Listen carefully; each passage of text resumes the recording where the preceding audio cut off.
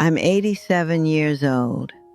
That still feels strange to say out loud, like I'm borrowing someone else's age. Most days I feel much younger in my head. My body disagrees, but my thoughts still wander the same way they always have. I joined Facebook because I was lonely. That's the honest reason.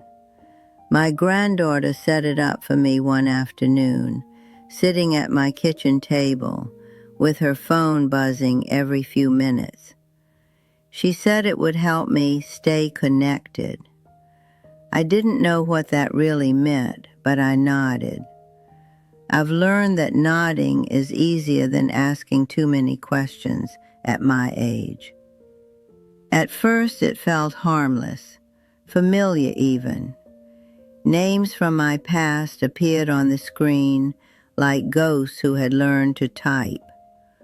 Old neighbors, former co-workers, friends I hadn't spoken to in decades. People I had assumed life had simply carried away.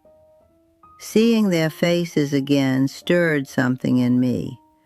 Not joy exactly, more like curiosity mixed with longing. When you reach 87, most of your days are quiet.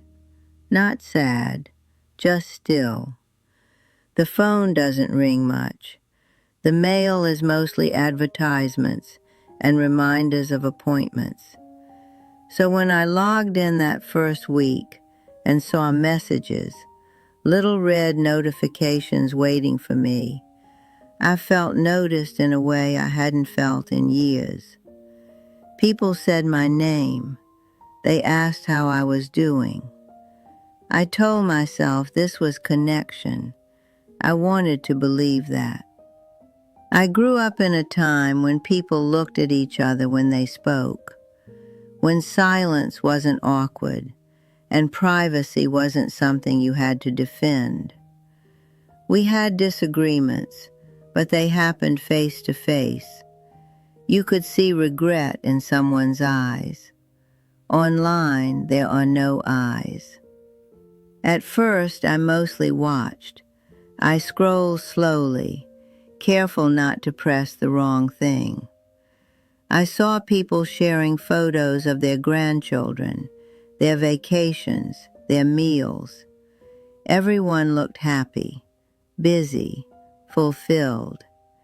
It made me wonder if I had missed something. I raised my children. I worked. I loved my husband. I lost him.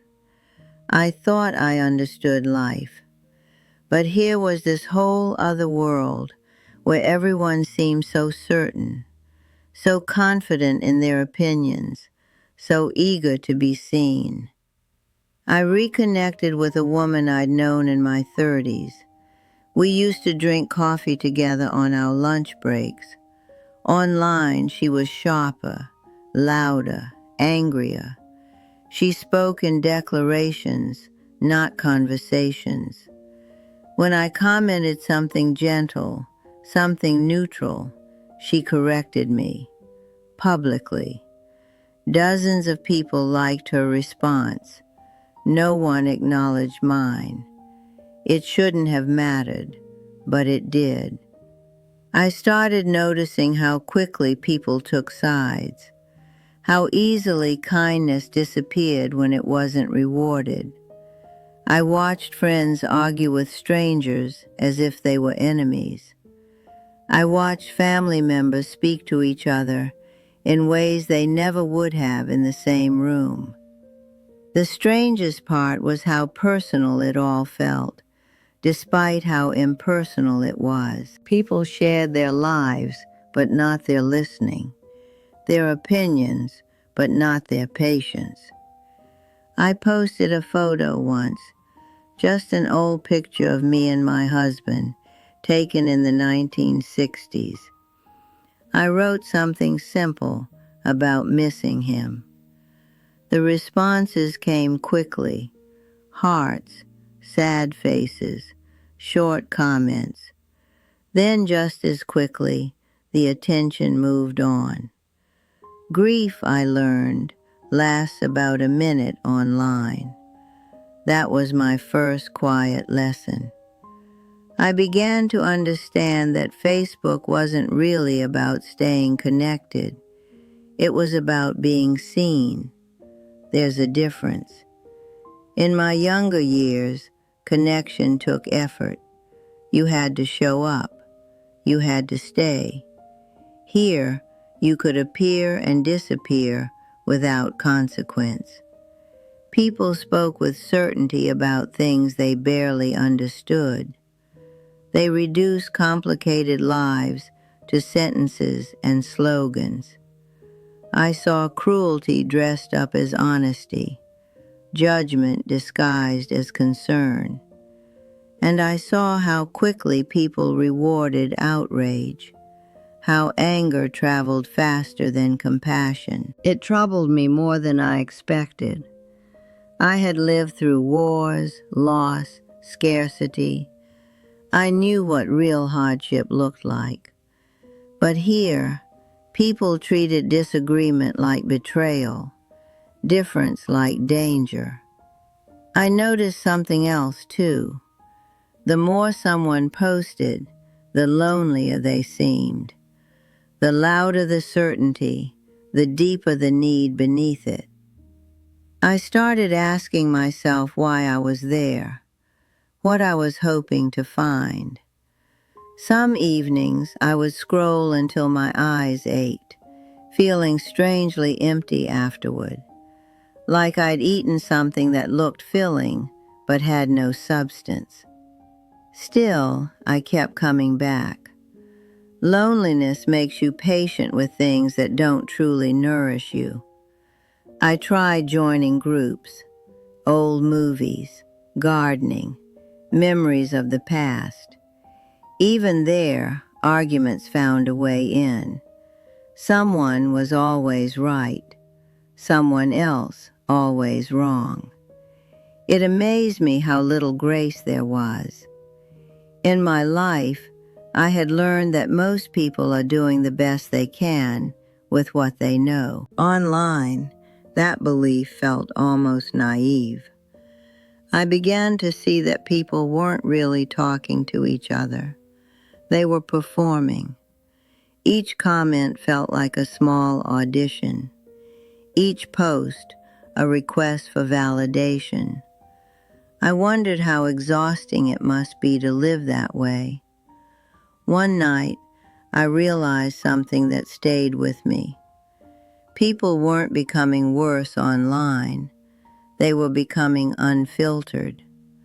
The things we used to soften with tone, with pauses, with kindness, those were gone.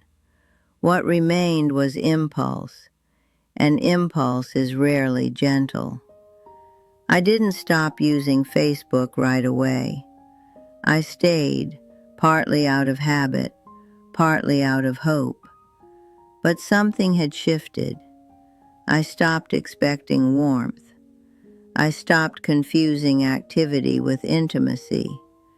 At 87, you don't need many truths. But the ones you do need, you need deeply. I had joined Facebook to feel closer to people. Instead, I began to see them more clearly. And not all truths are comforting. Still, I wasn't done learning yet. After a while, I stopped telling people I was on Facebook. I didn't want the questions. I didn't want the encouragement. I wanted to understand what I was feeling first. I noticed that every time I closed the app, the room felt quieter than it had before I opened it. Not peaceful, just hollow.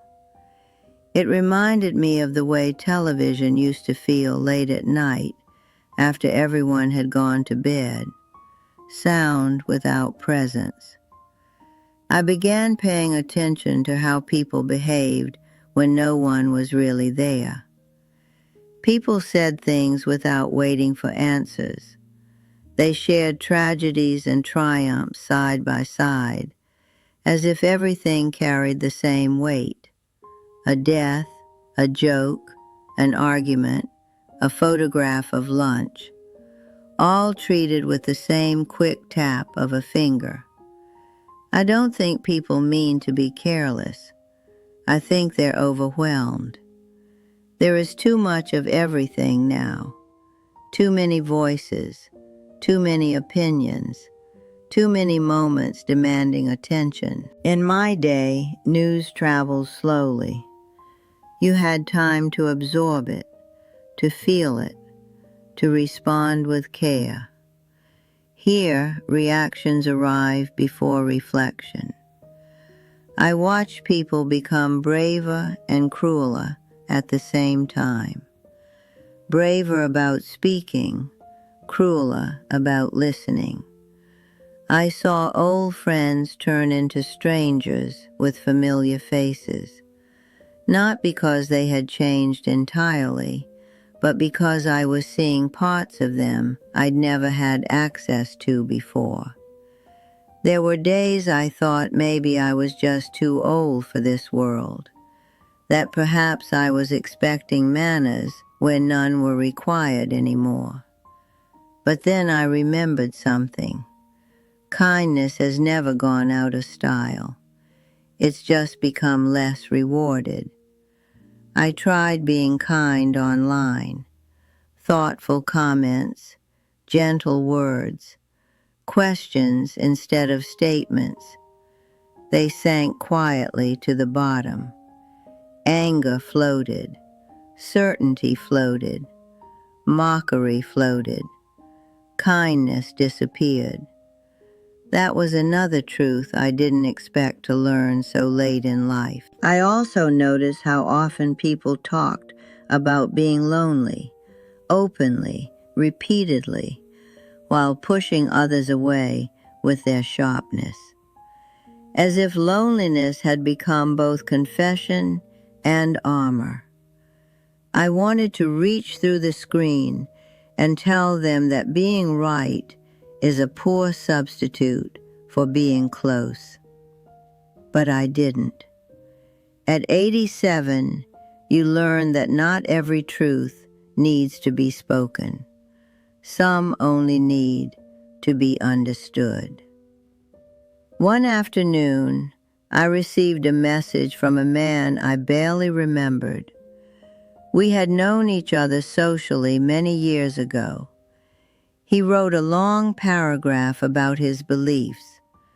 Didn't ask how I was. Didn't ask anything at all. When I didn't respond quickly enough, he sent another message, then another. I felt something tighten in my chest. Not fear, just fatigue. I realized how much of this world demanded reaction instead of presence. Everyone wanted to be heard. Very few wanted to listen. I thought about my husband then, how he used to sit quietly while I talked, never interrupting, never rushing me along. Back then I thought that was just his nature. Now I see it was a gift. I began limiting my time online, not dramatically, just intentionally. I logged in once a day, then every other day. And something interesting happened. The world didn't shrink, it expanded. I noticed birds again, the way light changes in the afternoon. I spent longer on phone calls, wrote actual letters. When I did return to Facebook, I saw it more clearly. I saw how fear disguises itself as outrage, how insecurity pretends to be confidence. I saw how people curate happiness while privately unraveling, how applause replaces understanding, and I stopped taking it personally. That was the greatest relief. I stopped believing that silence meant disapproval, that disagreement meant rejection. I stopped measuring my worth by response. At my age, you don't have time for that kind of confusion. I eventually removed myself from most conversations. I stayed connected to a few people who spoke gently, who asked real questions, who didn't need to be the loudest voice in the room. They were rare. They were worth it. Facebook taught me something I never expected to learn from a machine.